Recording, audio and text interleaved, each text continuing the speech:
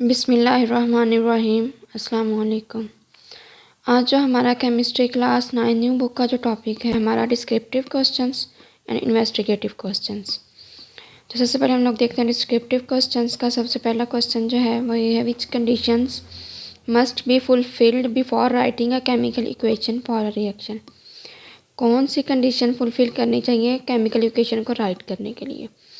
तो ये सारा जो है वो जो केमिकल इक्वेशन के हम लोगों ने कंडीशंस देखी थी सारी, वो हम लोग लिख देंगे कि law of conservation of mass को पे करना चाहिए, इनके हमें सैम्बल्स पता हों, वो सारी जो हमने देखी थी इस लेक्चर में वो सारी हम लोग लिखेंगे यहाँ पे। ये जो सारी कंडीशंस हैं, ये वाली जो पॉइंट्स हैं, ये सारी उसकी कंडीशंस हैं। तो उसने ये पूछी है कि कौन कौन से, तो ये सारी आप लोगों ने लिखनी है। फिर लिख के साथ आप लोगों ने एक एग्जांपल दे देनी है। यहाँ पे जैसे एलुमिनियम का ऑक्सीजन के साथ है तो एलुमिनियम ऑक्साइड बनना है। इसी तरह अगले पेज पे जो है एक तो एग्जांपल वो कर लेनी है, लेकिन एक तो आप लोगों ने लाजमी लिखनी है। तो इसमें क्या है, सबसे पहला law of conservation of mass वाला है पॉइंट, ये मैंने जब आपको लेक्चर दिया था बड़ी डिटेल से समझाया था। फिर दूसरा है कि हमें जो सैम्पल्स हैं इनके लाजमी पता होना चाहिए और करेक्टली हम लोग लिखें। फिर जो इनकी जो मोल रेशो है प्रोडक्ट्स की और रिएक्टेंट्स की जो है वो करेक्ट मोल हमें इनके रिएक्टेंट्स के पता हों। मतलब इस केमिकल इक्वेशन से हमें जो करेक्ट मोल रेशियो है रिएक्टेंट्स के प्रोडक्ट्स की वो हमें पता हो। रिएक्टेंट्स की आपस में भी, रिएक्टेंट्स की आपस में भी, प्रोडक्ट की आपस में भी, और रिएक्टेंट्स की और प्रोडक्ट्स की दरमियान, इनके दरमियान भी आप रेशो, रिएक्टेंट्स और प्रोडक्ट के दरमियान, और रिएक्टेंट्स की आपस में भी रेशो, प्रोडक्ट्स की आपस में भी रेशो। तो सारे इनको तो हम केमिकल इक्वेशन से हमें पता होनी चाहिए। तो चौथा जो है वो यही है कि कौन सी सिमत में जो है रिएक्शन हो रहा है, तो वो हमेशा होता है रिएक्टेंट से प्रोडक्ट की तरफ। तो एरो जो होता है वो हमेशा, एरो हेड जो होता है उसका वो प्रोडक्ट की तरफ होता है, और जो टेल होती है वो रिएक्टेंट की तरफ होती है। और ये हम लोग भी लिखेंगे ये मतलब उसके स्टेट्स वगैरह, सॉलिड है, लिक्विड है, गैस है। तो इसे सिंबलाइज कैसे करते हैं, सॉलिड को एस से, एल को लिक्विड से, और गैस को जी से। एक ये वाली एग्जाम्पल है, एलुमिनियम को ऑक्सीजन से रिएक्ट करवाएंगे तो प्रोडक्ट क्या बनेगा, एलुमिनियम ऑक्साइड। अब इनके जो रिएक्टेंट की आपस में रेशो क्या है, मोल रेशो 4, और ऑक्सीजन की एलुमिनियम की 4 है, ऑक्सीजन की 3। इनकी रेशो क्या, रिएक्टेंट्स के आपस में 4:3। अब जो इनके प्रोडक्ट के साथ 4 मोल एलुमिनियम, 3 मोल ऑक्सीजन के साथ रिएक्ट करके 2 मोल ऑफ एलुमिनियम ऑक्साइड का प्रोडक्ट बनाते हैं यहाँ पे। और इसमें नंबर ऑफ एटम्स भी देखे पूरे, यहाँ पे 4 एलुमिनियम तो यहाँ पे भी 4 एलुमिनियम, यहाँ पे 6 एटम है ऑक्सीजन के, और यहाँ पे भी 6 एटम्स हैं ऑक्सीजन के। तो law of conservation of mass को भी ओबे कर रहा है, सैम्पल भी सही है, मोल रेशियो भी हमें बता रहा है, एरो हेड से भी पता चल रहा है, फिजिकल स्टेट्स भी लिखी हुई हैं कि एल्यूमिनियम सॉलिड है, ऑक्सीजन गैस है, और एल्यूमिनियम ऑक्साइड सॉलिड है। इसी तरह हम लोग अगर सेकंड एग्जांपल देख लें, जिंक जो है जब सल्फ्यूरिक एसिड के साथ रिएक्ट करवाएंगे तो जिंक सल्फेट बनेगा और साथ हाइड्रोजन गैस बनेगी। इनकी स्टेट्स भी पहले लिख दी हैं। Law of conservation of mass को भी ओबे करें, इनकी मोल रेशियो पता है कि 1 mole of zinc react with 1 mole of sulphuric acid give us 1 mole of zinc sulphate and 1 mole of hydrogen gas. और ये जो है एरो हेड भी शो कर रहा है कि रिएक्टेंट से प्रोडक्ट में चेंज हो रहे हैं, इनको सल्फ्यूरिक एसिड, जिंक सल्फेट और हाइड्रोजन गैस दे रहे हैं हम लोगों को, और इनकी स्टेट्स भी लिखी हुई हैं। तो ये 2 एग्जांपल कर लीजिएगा और साथ उसके कंडीशंस लिख दीजिएगा। अगला है question number 2, explain the concepts of Avogadro numbers and mole. Avogadro number के कंसेप्ट को एक्सप्लेन करना, मोल को। तो ये सबसे पहले इनके आप लोगों ने डिफाइन लिख देनी है, फिर इनको आगे इनकी एक्सप्लेनेशन दे देनी है दोनों की। ये पिछले जो था शॉर्ट क्वेश्चन में भी, उसमें भी पूछा गया था, यहाँ पे ज़्यादा डिटेल में बताना है, वहाँ पे हम लोगों ने शॉर्ट फॉर्म में बताना था। यहाँ पे सबसे पहले एवोगैड्रो नंबर है, इसकी डिफाइन लिखेंगे, अगले पेज पे है। फिर इसके वो देखेंगे, इसके पार्टिकल्स जो हैं एवोगैड्रो नंबर्स लिखेंगे कितने होते हैं, फिर एग्जांपल देंगे, उसके लिहाज से उसके जो पार्टिकल्स हैं वो हम लोग बताएंगे। इसमें ये सारा डिटेल वाइज लिखना है कि नंबर ऑफ़ मॉलिक्यूल्स बताने हैं, उसमें मतलब कितने और कितने मोल्स में हैं। तो ये सारा आप लोगों ने डिटेल वाइज लिखना है। और अगर आपने ये डिटेल से लेक्चर लेना है तो आप मेरी मोल वाली वीडियो पे जाएं, मोल और मोलर मैथ्स और एवोगैड्रो नंबर वाली वीडियो पे, वो देखें तो बाहर आपको सारी डिटेल वहाँ से मिल जाएगी। और ये है मोल और मोलर मैथ्स। यहाँ पे भी सबसे पहले मोल की डिफाइन लिख देनी है, फिर उसका रिलेशन लिख देना है मोल का और एवोगैड्रो नंबर्स का, फिर इसकी इंपॉर्टेंस बता देनी है, और इक्वेशन के साथ हिसाब से बता देना है कि इतने मोल्स हैं वो इतने एवोगैड्रो नंबर ऑफ़ पार्टिकल्स ले रहे हैं। और फिर यहाँ पे इक्वेशन के हिसाब से बता देना है कि इतने मोल जो है इतने मालिक्यूल्स रखते हैं या इतने ग्राम मैस रखते हैं, मोलर मैस भी। और ये जो है एवोगाड्रो नंबर्स भी जो है मालिक्यूल्स, और ये इतने मोल, मतलब इनका आपस में रिलेशन बता देना है इस इक्वेशन के ज़रिए। यही इक्वेशन पीछे यूज़ की गई है एवोगाड्रो नंबर्स में, और यही इक्वेशन मोल में यूज़ की गई है। यहाँ पे ये वाला पैराग्राफ लिखने की ज़रूरत नहीं है, क्योंकि उन लोगों ने हमसे ना मोलर मैस नहीं पूछा, उन लोगों ने पूछा एवोगाड्रो नंबर्स और मोल। तो मोल यहाँ तक ही आ जाते हैं, आगे वो मोलर मैस का रिलेशन शुरू हो जाता है मोल के साथ, तो वो अभी ना ही लिखें, यहाँ तक लिख दें 2 मोल्स, या इसमें थोड़ा सा बता दें इक्वेशन में कि इतने ग्राम है इतने, तो उनको भी आइडिया हो जाएगा कि आप लोगों को आइडिया है मोलर मैस का, आप लोगों को कंसेप्ट पता है। तो बाकी ये लिखने की ज़रूरत नहीं है, ये वाला पैराग्राफ बाकी ऊपर से सारा लिखे, डिफाइन भी लिखें, एवोगाड्रो नंबर्स के मतलब कितने होती हैं, वन मोल कितने एवोगाड्रो नंबर्स रखता है, और आगे ये सारी डिटेल लिखते हैं इक्वेशन के हिसाब से। क्वेश्चन नंबर 3 है, how many grams of carbon dioxide will be produced, कितने ग्राम कार्बन डाइऑक्साइड प्रोड्यूस होगी when we react 10 gram of methane with excess of oxygen according to the following equation. 10 gram जो है methane oxygen के साथ access oxygen के साथ react करेगी, तो कितने ग्राम हमारे पास कार्बन डाइऑक्साइड प्रोड्यूस होगी इस इक्वेशन के अकॉर्डिंग। तो हम देखते हैं। सबसे पहले तो हम लोगों ने देखना है मोल्स ऑफ मीथेन, मीथेन के कितने मोल्स हैं सबसे पहले तो देखते हैं। फिर इसका जो है एटॉमिक मास कितना होता है मीथेन का, वैसे ही आप काउंट कर लें 12, और कार्बन का 12 होता है, 4 हाइड्रोजन, एक का हाइड्रोजन का 1 होता है, तो 4 का 4 होगा, तो 12 4 16। तो इसके सबसे पहले हम लोगों ने मोल ही देखने हैं। मोल का क्या फार्मूला था, mass in gram over molar mess. Mess in ग्राम दिया हुआ है 10 ग्राम, अगर यहाँ पे देखें तो ये 10 ग्राम दिया हुआ है क्वेश्चन में। तो हम लोगों ने इसका जो मोलर मैस है वो कितना है 16, जब डिवाइड करेंगे तो कितना आंसर आ जाएगा 0.623 मोल आ जाएगा। तो मोल्स ऑफ कार्बन डाइऑक्साइड कितने हैं वो भी इतने आ जाएंगे।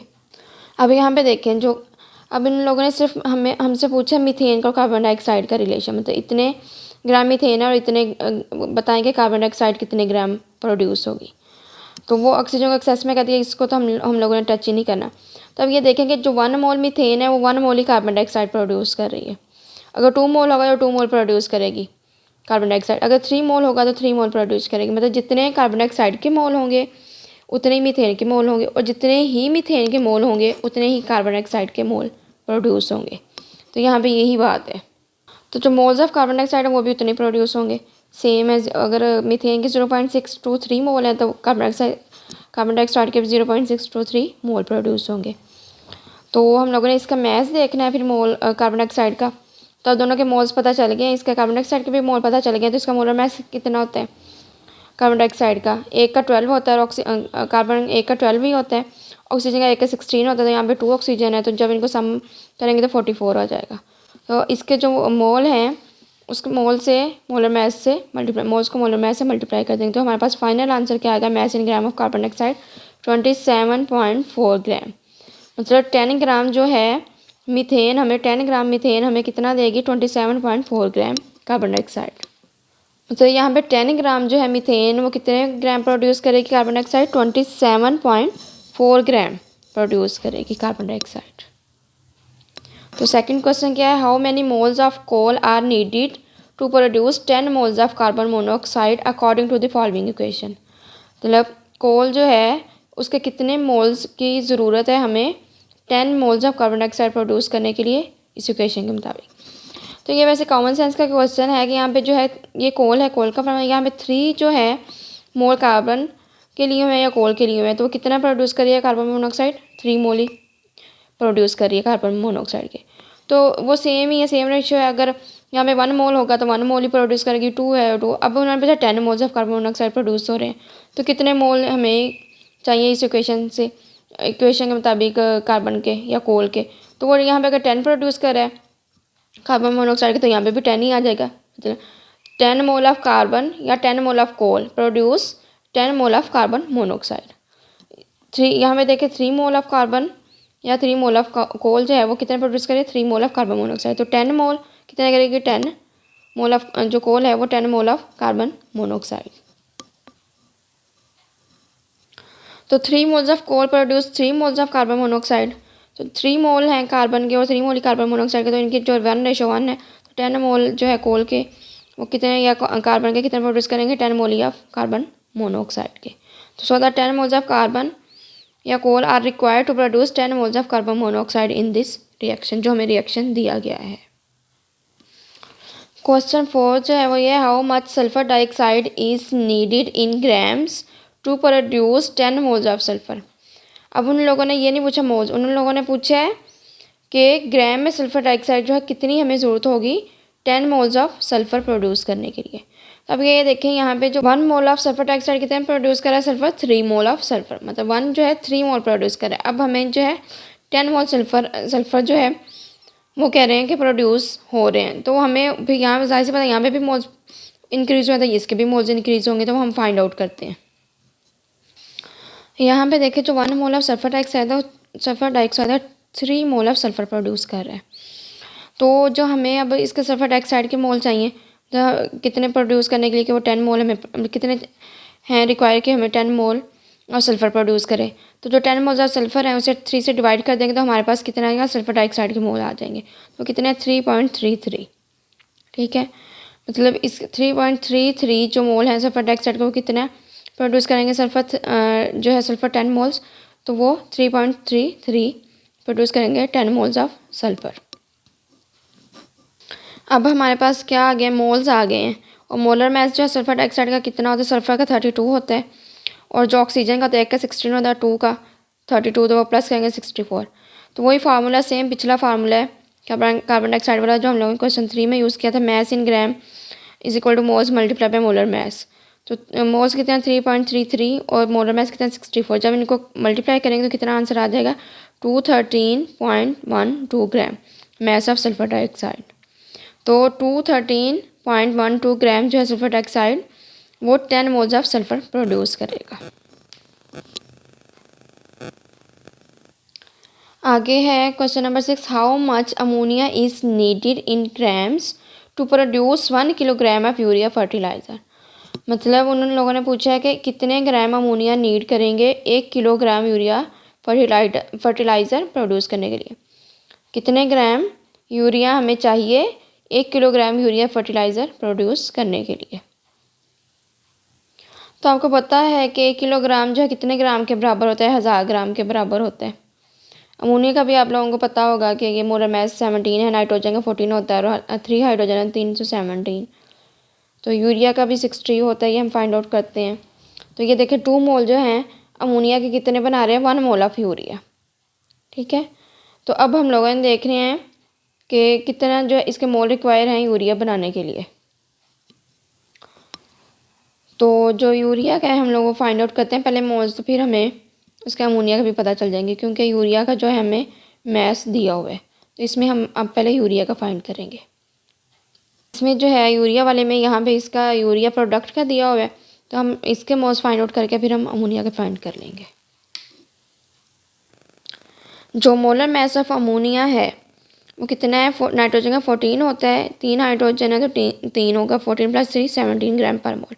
और मोलर मास ऑफ यूरिया तो एक कार्बन है, कार्बन का 12 है, एक ही ऑक्सीजन है 16 और 2 नाइट्रोजन है, यहाँ पे NH2 ट्वाइस है तो 2 नाइट्रोजन है तो 14 × 2 और 4 हाइड्रोजन है ना, तो 4 × 1 तो वो 4 आ जाएगा। तो वो सम अप जब करेंगे इनको मल्टीप्लाई करके सम करेंगे तो 60 ग्राम पर मोल आ जाएगा। तो अब हम उन लोगों ने हमें दिया हुआ वेट 1 किलोग्राम, 1 किलोग्राम में हमें पता है कि 1000 ग्राम होते हैं। तो हम लोगों को हमें अब मैस भी पता चल गया, मैस इन ग्राम, और जो मोलर मैस है वो भी पता चल गया। तो हम मोल्स निकालेंगे यूरिया के। मोल्स ऑफ यूरिया कितने हैं 1000 डिवाइडेड बाय 60, कितना आ जाएगा 16.65 मोल आ जाएगा। तो अब जो 2 मोल है अमोनिया के वो 1 मोल प्रोड्यूस कर रहे हैं 16.65 है, तो ये मतलब इसका जो अमोनिया का है वो इसके डबल मोल्स हो जाएंगे। तो इसको जब प्लस करेंगे तो 33.3 आ जाएगा मोल। तो जो 2 मोल हैं वो 1 मोल प्रोड्यूस करेंगे, ये भी 33.3 है तो ये 16.65 करें। मतलब यूरिया और अमोनिया की जो है रेशो कितनी है 2:1 है, मतलब 2 मोल 1 मोल यूरिया प्रोड्यूस कर रहे हैं और तो अमोनिया की जो 33.3 मोल है वो 16.65 मोल प्रोड्यूस कर रहे हैं, मतलब मीन के हाफ है इसका। यूरिया अगर 2 मोल है तो 2 का हाफ 1 और 33 है तो इसका हाफ 16.65 मोल। तो अब हमारे पास यूरिया के भी मोल आ गए हैं और यूरिया के भी मोल आ गए हैं और अमोनिया के भी मोल आ गए हैं। तो अब हमारे पास मोल आ गए हैं तो हमने मैस करना है। तो मैस का वैसे तो मोल्स का होता है ना, moles is equal to mass in gram over molar mass. अब हमें फाइंड आउट क्या करना है, mass in gram of ammonia. तो मोल्स भी दिए हुए हैं, मोलर मैस भी दिया हुआ है, तो वो मल्टीप्लाई हो जाएंगे। तो वैसे मोलर मैस होता है इधर, तो मोलर मैस डिवाइड हो रहा था, जब मोल्स के साथ जाएगा तो वो मल्टीप्लाई हो जाएगा। जब मल्टीप्लाई करेंगे तो 566.5 एन ग्राम या 566.1 ग्राम ऑफ अमोनिया। तो ये प्रोड्यूस कितना करता है, 1 किलोग्राम ऑफ यूरिया। आगे है calculate the number of atoms in the following. अब इनमें नंबर ऑफ एटम्स कैलकुलेट करने हैं हम लोगों ने। तो पहला क्या है, 3 ग्राम ऑफ हाइड्रोजन। अब इसमें नंबर ऑफ एटम्स करने हैं, मतलब पहले मोल्स निकालने हैं, फिर हम लोगों ने इसके मॉलिक्यूल्स और फिर नंबर ऑफ एटम्स के हिसाब से कि कितने उसके नंबर ऑफ एटम्स हैं अंदर। तो हाइड्रोजन का कितना मैस है, mass in gram of hydrogen,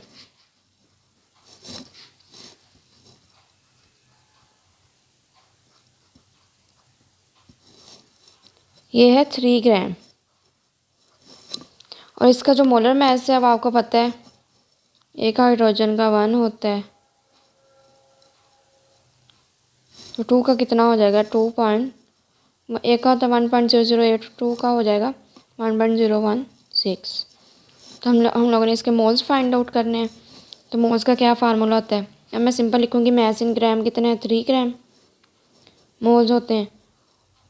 और मोल्स का, और जो मोलर मैस है वो कितना है, 2.016।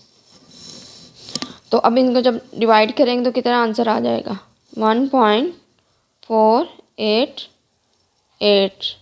तो इतने मोल्स आ गए हमारे पास। तो अब इसको जो है एवोगाड्रो नंबर से मल्टीप्लाई कर देना, मतलब इसके अंदर मॉलिक्यूल्स आ जाएंगे। ठीक है, 1.488 मल्टीप्लाई बाय 6 इसकी वैल्यू भला क्या होती है एवोगाड्रो नंबर की, 6.022 मल्टीप्लाई 10 द पावर इज 23। ठीक है, तो इसके अंदर अब कितने मॉलिक्यूल्स आ जाएंगे, इसको जब मल्टीप्लाई करेंगे, 23 को इधर रहने, ये 10 द पावर 23 को रहने दे, इन दोनों का आपस में मल्टीप्लाई करें तो क्या आ जाएगा, 8.96 multiply 10 the power is 23 molecules of hydrogen. अब इतने हमारे पास इस हाइड्रोजन के अंदर मॉलिक्यूल्स भी आ गए, इतने इसके मोल्स हैं 1.488, और इतने इसके अंदर मॉलिक्यूल्स हैं 8.96 मल्टीप्लाई 10 द पावर 23 मॉलिक्यूल्स। अब उसने इसके अंदर एटम्स पूछे हुए, कितने एटम्स हैं। तो एटम्स कितने हाइड्रोजन के अंदर, H2 है ना, यहाँ पे H2 दिया हुआ है, तो कितने एटम्स हैं, यहाँ से 2 हाइड्रोजन है तो 2 ही आ जाएगा। तो कितने एटम्स हैं, 2, और 2 को उसके मॉलिक्यूल्स जो हमारे निकाले तो उसके साथ मल्टीप्लाई कर देंगे, 8.96 multiply by 10 the power is 23। तो हमारे पास फाइनल आंसर क्या आएगा, ये वैसे आएगा 17.9, और आगे मल्टीप्लाई 10 द पावर इज 23, अगर इन दोनों को करेंगे 17.9 multiply by 10 the power is 23 atoms. तो अगर हम मज़ीद इनको मतलब सिंप्लीफाई करें, तो अगर पॉइंट, ये वाला पॉइंट इधर ले जाएं तो क्या आ जाएगा, 1.79 multiply by 10 the power is 24 atoms. तो इसका ये हमारे पास क्या है, फाइनल आंसर है। ये भी ठीक है, इतने एटम्स निकले हैं, ये वो 10 द पावर 23 के हिसाब से। अगर इसको मज़ीद राउंड ऑफ करें, मतलब मज़ीद सिंप्लीफाई करें, तो 1.79 multiply 10 the power is 24 atoms. तो इसके अंदर इतने एटम्स हैं 3 ग्राम ऑफ हाइड्रोजन के अंदर। अब हमारे पास सेकंड जो है वो है 3.4 मोल्स ऑफ नाइट्रोजन। अब इसमें बताने नंबर ऑफ एटम्स, तो इसमें ग्राम जो था वो दिया, इसके मोल्स निकालने थे। अब यहाँ पे मोल निकालने की जरूरत पड़नी नहीं है, इन लोगों ने ऑलरेडी मोल दे दिए हैं, ये उसको थोड़ा सिंप्लीफाई कर दिया है। यहाँ पे मोल पहले निकाले हैं, फिर उसको मॉलिक्यूल से मल्टीप्लाई कर, मतलब उसके एवोगाड्रो नंबर से मल्टीप्लाई करके मॉलिक्यूल्स फाइंड आउट किए, फिर उसके एटम से किए हैं। यहाँ पे भी एटम्स, यहाँ पे भी 2 ही हैं, नाइट्रोजन N2 2 हैं। तो यहाँ पे सिंप्लीफाई ये कर दिया कि मोल्स निकाल के हमें दे के आसानी कर दिया हमारे लिए पहले से ही। तो नाइट्रोजन के कितने मोल हैं, 3 मोल्स ऑफ नाइट्रोजन N2 कितने हैं, 3.4 मोल्स।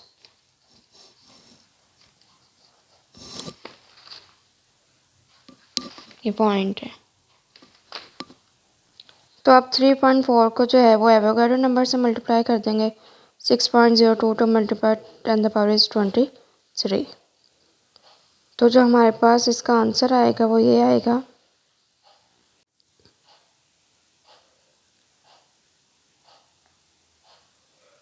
इसमें जो है 3.4 को 6.022 से मल्टीप्लाई करेंगे तो 20.47 10⁻23 आएगा। तो जो पॉइंट को जो है वो 2 के पास ले जाएंगे सिंप्लीफाई करने के लिए, तो वो 10⁻24 हो जाएगा। तो इसका जो आंसर है वो 2.047 मल्टीप्लाई 10⁻24 जो है हमारे पास सिंप्लीफाई आ जाएगा। तो अब इसके अंदर जो 2 एटम्स हैं ऐड हो जाएंगे, तो उसे मल्टीप्लाई कर देंगे मॉलिक्यूल्स के साथ। तो 2 मल्टीप्लाई 10⁻24 मल्टीप्लाई बाय 2.047। तो 2 को जो हमारे पास मॉलिक्यूल्स हैं उनके साथ मल्टीप्लाई कर देंगे तो फाइनल आंसर आएगा 4.094 मल्टीप्लाई 10⁻24 एटम्स। अब आगे है इसका C part, 10 gram of glucose C6H12O6। तो इसमें पहले यहाँ पे एटम्स देख लेते हैं। टोटल एटम्स कितने हैं, 12 ये हैं और 6 और 6 12, 12 प्लस 12 24। इसके अंदर 24 एटम्स हैं। तो इसका भी वो पिछला हाइड्रोजन की तरह करना पड़ेगा, पहले मोल्स निकालने पड़ने, फिर इसके अंदर मॉलिक्यूल्स और फिर इसके अंदर एटम्स निकालने पड़ने। तो यहाँ पे क्या है, 10 ग्राम ऑफ ग्लूकोज। तो मैस इन ग्राम आपको पता है मोल्स कैसे फाइंड आउट होता है, मैस इन ग्राम और मोलर मैस। तो मैस कितना दिया हुआ है 10 ग्राम और मोलर मैस इसका आपको वैसे पता है 180 होता है। फाइंड आउट भी कर लें क्योंकि हम लोगों ने शॉर्ट क्वेश्चन में भी इसका मोलर मैस दिया तो हमने इसका फार्मूला फाइंड आउट किया था। वैसे भी जब हम लोगों ने इसको वेरीफाई किया था तब भी हमें 180 मिला था। तो मज़ीद इसमें देख लेते हैं कि जो कार्बन होता है एक का 12 होता है, तो 12 6 78 और 12 हाइड्रोजन 12 होगा और यहाँ पे जो है ऑक्सीजन 16 होता है, 16 मल्टीप्लाई बाई 6। तो जब इनको सबको मल्टीप्लाई करके सम अप करेंगे तो 180 आ जाएगा। तो जो मोल्स निकले जब इनको डिवाइड कर देंगे मैस इन ग्राम को मोलर मैस में, तो हमारे पास जो फाइनल आंसर है 0.055 मोल्स। अभी जो हमारे पास मोल आ गए हैं 0.05, इसको एवोगाड्रो नंबर से मल्टीप्लाई कर देंगे तो हमारे पास मॉलिक्यूल आ जाएंगे 10⁻23। तो हमारे पास कितना है, कितना आंसर है 3.34 मल्टीप्लाई 10⁻22। क्योंकि ये 0.3 कुछ आया था, जब इसको राउंड ऑफ कर दिया है तो ये आपको मुझसे भी ज़्यादा पता है मैथ का कि अगर इस पॉइंट जो है वो लेफ्ट से राइट है या राइट से लेफ्ट है तो कैसे पावर को प्लस करना है या माइनस करना है। तो ये 0.3 आया था, तो यहाँ पे हम लोगों ने 3 से आगे लेके गए हैं पॉइंट। तो 3.34 मल्टीप्लाई 10⁻22। और जब जो है पॉइंट हम लोग जैसे 20 पॉइंट लास्ट जो है क्वेश्चन हमने किया है वो 20.47 था, तो हम लोगों ने जो है वो जो ये पॉइंट है वो इस साइड पे लेके आए थे। तो फिर वो जो है रेज वो एक बढ़ जाती है, और अगर यहाँ से इस साइड से इधर आ जाए मतलब पॉइंट 0 से, तो यहाँ पे 0.3 था तो वो यहाँ से पॉइंट यहाँ पे आ गया तो वो एक माइनस हो जाती है। अंदर एटम्स कितने हैं तो वो मैंने पहले भी बताया था, इसके 24 एटम्स है तो इसके 24 से मल्टीप्लाई कर देंगे तो जो फाइनल आंसर होगा हमारे पास क्या होगा 8.02 मल्टीप्लाई बाय 10⁻23 एटम्स। अब इसमें जब इसको मल्टीप्लाई करेंगे 24 का तो वो कुछ आ जाएगा डबल में 80 पॉइंट कुछ आ जाएगा। जब इसको मल्टीप्लाई करेंगे तो वो 80 पॉइंट आ जाएगा कुछ, तो वो इसको फिर जो है वो हम लोग पॉइंट पीछे ले जाएंगे तो वो जो इसकी पावर है वो एक प्लस हो जाएगी तो 23 आ जाएगा। तो इसके अंदर 8.02 मल्टीप्लाई 10⁻23 एटम्स ये हमारे पास फाइनल आंसर है। तो 8.02 मल्टीप्लाई 10⁻23 एटम्स ये फाइनल आंसर इसका। तो इसमें इतने एटम्स होते हैं 10 ग्राम ऑफ ग्लूकोज पे। आगे है इन्वेस्टिगेटिव क्वेश्चंस। इसमें जो पहला part it is generally believe that the drinking 8 glasses of water every day is required to keep on self hydrated specially in the summer. तो उसने कहा कि समर में जो है एक इंसान रोज़ाना 8 ग्लास पानी पीता है। तो if a glass occupies 400 centimetre cube या 400 ml of water on the average, मतलब जो उसके एवरेज है वो 400 ml है। How many moles of water are needed for a single adult, तो कितने मोल्स जो हैं वो एक सिंगल एडल्ट को चाहिए। सबसे पहले तो उसने ग्लास कितने लिखे हैं, ग्लास चाहिए उसे 8 डेली, तो कितने चाहिए 8। उसका वॉल्यूम कितना है 400 सेंटीमीटर क्यूब, या इसको ml 400 ml भी लिख दें तो सेम बात है, क्योंकि 1 सेंटीमीटर क्यूब 1 ml के बराबर है। तो टोटल कितना हमारे पास वॉल्यूम हो गया, 8 ग्लास हैं और 400 इनका वॉल्यूम है, कितना आएगा 3200 सेंटीमीटर क्यूब। तो 400 मल्टीप्लाई बाई 8 3200 सेंटीमीटर क्यूब। अब जो वाटर का मोलर मैस है, वाटर H2O, इसका मोलर मैस कितना होता है 18। वैसे 18.016 अगर वो मतलब हाइड्रोजन का पूरा लिख लें, लेकिन वैसे हम लोग 18 काउंट करते हैं। तो ये जो है अब मैस इन ग्राम दिया हुआ है और जो है मोलर मैस हमें मतलब ये पता है, तो हमें मोल्स इजीली फाइंड आउट कर सकते हैं। तो मैस कितना है 3200, मतलब ये लिक्विड है तो इसका वो जो है वो वॉल्यूम जो है वॉल्यूम के हिसाब से दिया गया सेंटीमीटर क्यूब या ml में।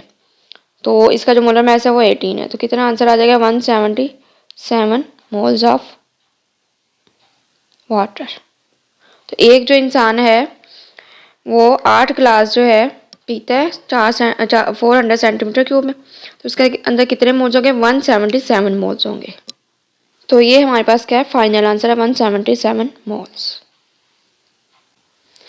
अगला इसका सेकंड क्वेश्चन है the chemical formula of sand is SiO2। तो सैंड का जो केमिकल फार्मूला है वो SiO2 सिलिकॉन डाइऑक्साइड है, but the sand does not exist in the form of discrete molecules like water.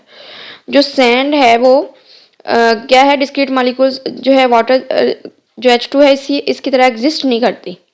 तो ये एक जो है ना ये एक जैंड लाइक स्ट्रक्चर होता है उसकी तरह एग्जिस्ट करती है।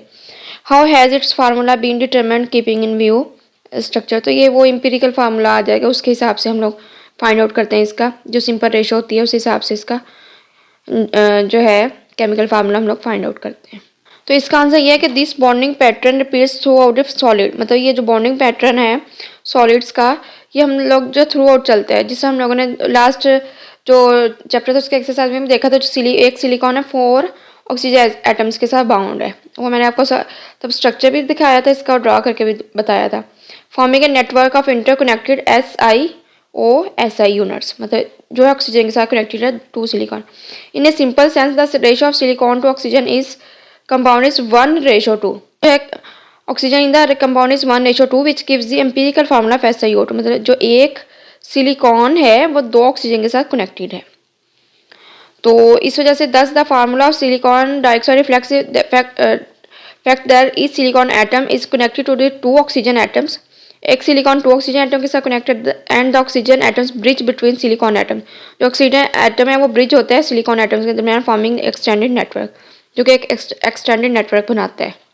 यहाँ पे ये देखेंगे जो सिलिकॉन डाइऑक्साइड है वो इस तरह अपने आप को सिलिकॉन जो है ये जो 4 ऑक्सीजन के साथ जो है अपने साथ बॉन्डिंग कर लेता है और ये इस तरह एक जॉइंट मॉलिक्यूल बना देते हैं।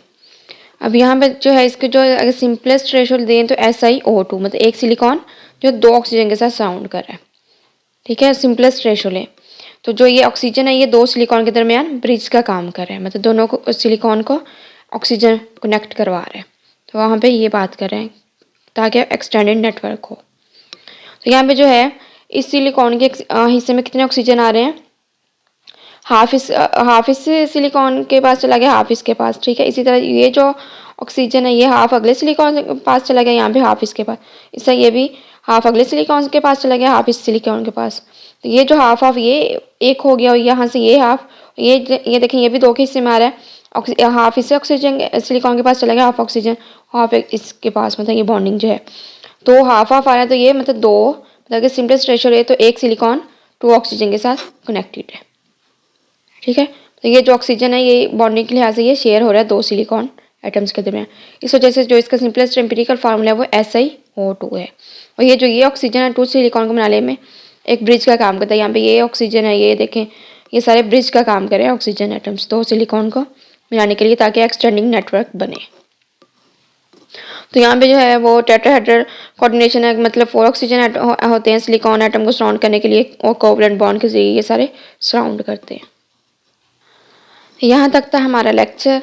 अगर कोई क्वेश्चन है आपका तो आप कमेंट सेक्शन में पूछ सकते हैं। अगर आपको मेरी वीडियो पसंद आए तो आप लाइक करें, सब्सक्राइब करें और अपने दोस्तों के साथ भी शेयर करें, ताकि वो भी मज़ीद इस्तिफ़ादा हासिल कर सकें इस लेक्चर से। तो मिलते हैं नेक्स्ट लेक्चर में एक नई वीडियो के साथ, एक नए चैप्टर के साथ। तब तक के लिए अल्लाह हाफिज़।